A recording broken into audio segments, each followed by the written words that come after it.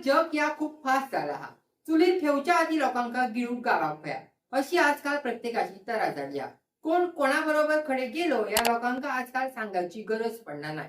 व्हॉट्सअपवर status, इन्स्टावर story आणि स्नॅपचॅटवर snap टाकला का सगळ्या गावभर कळला असा झाला. खरा तर मोबाईल इंटरनेटाक लागण जग जरी जवळ इला असा वाटत असला, या जरी खरा असला तरी घरातले गजाली गावभर करू या मोबाईलाचो मोलाचो वाटो असा आमका दिसता. नमस्कार, तुम्ही बघता आसात कोकणी गॉसिप. मराठीत एक म्हण असा ती अशी की 16व वरीस धोक्याचं ग बाई धोक्याचं. हेचो खरो अनुभव लोकांका 2016 या वर्षात मोदी सरकारान जेव्हा नोटाबंदी केली तेव्हा इलेलो. पण आज मी तुमका माणसाच्या आयुष्यातल्या येणाऱ्या 16व्या वर्षाविषयी सांगतलो. सिंधुदुर्ग सिंधुदुर्ग तसो शांतप्रिय आणि कमी लोकसंख्या असलेलो पर्यटन जिल्हो.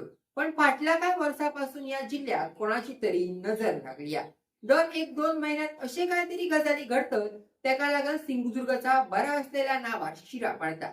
अशीच एक गजाल घडली असा कणकवलीत. कणकवलीत एका 16 वर्षाच्या मुलीचा अपहरण करून त्याच्यावर एका 20 वर्षाच्या मुलाने लैंगिक अत्याचार केल्याची धक्कादायक घटना घडली आहे. पोलिसांनी त्या पोराक अटक पण केली असा आणि पुढची कायदेशीर प्रक्रिया ते पोलीस आणि वकील करतले या आमका सगळ्यांका माहिती असा.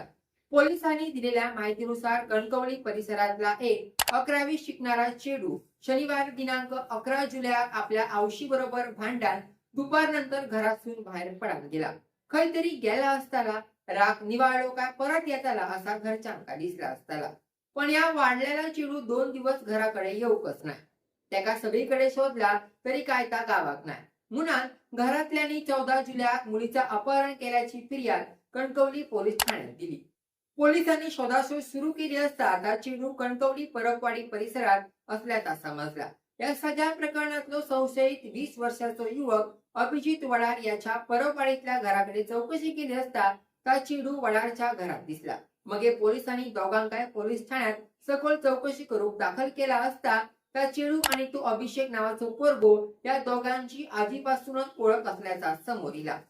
त्या चेडू आवशी बरोबर भांडण घरातून बाहेर पडला आणि त्यांनी सगळी माहिती त्या अभिषेकाक दिली. या संधीचा सोना करूच्यासाठी तो अभिषेक त्याका आपल्या कणकवलीतल्या घरात घेऊन गेलो.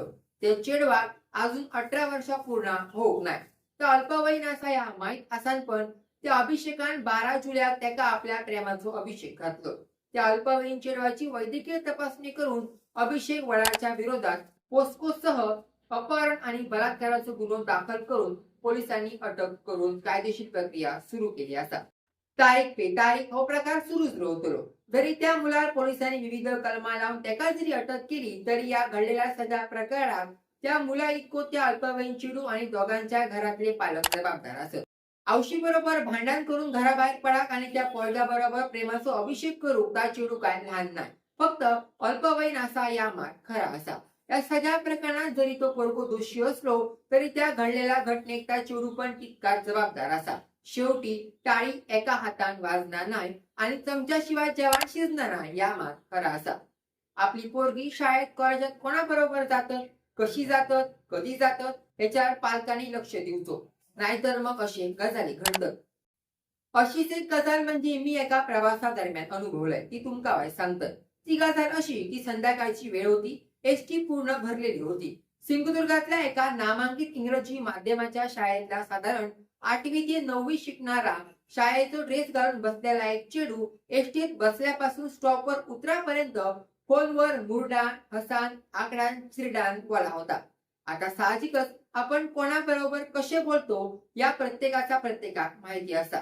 पण प्रश्न एकच असा की 8वी 9वी शिकणाऱ्या मुलीकडे मोबाईल कसो येलो? शाळेत मोबाईलवर बंदी असताना ही मुला शाळेत मोबाईल कशी नेतात? की शाळा सुटल्यावर कोण त्यांना मोबाईल देता? की दुकानात नाहीतर शाळेजवळ असणाऱ्या ओळखीच्या माणसांकडे ठेवतात आणि शाळा सुटली का मग मोबाईल घेऊन फिरतात? असे बरेच प्रश्न पडतात. एकंदरीत वाढती लपडी बघता 8वी ते 10वीच्या मुलांका इतर विषयाबरोबरच लैंगिक शिक्षण आणि आरोग्य या विषयाचा अभ्यासक्रम शिकवणं ही काळाची गरज बनली असाच वाटतं. आणि शाळेत शिक्षकांनी ऑनलाईन पेक्षा ऑफलाईन अभ्यास घेऊचो, नाहीतरी आजकालची पोरा ऑनलाईनच्या नादात मास्तर आणि औषधी बापाशी एक दिवशी सलाईन लायतली या मार खरा असा. त्यासोबतच मी हळेच थांबते. कोकण आणि गोव्यातले असे गॉसिप बघूच्यासाठी तुम्ही बघत राहा कोकणी गॉसिप. नमस्कार.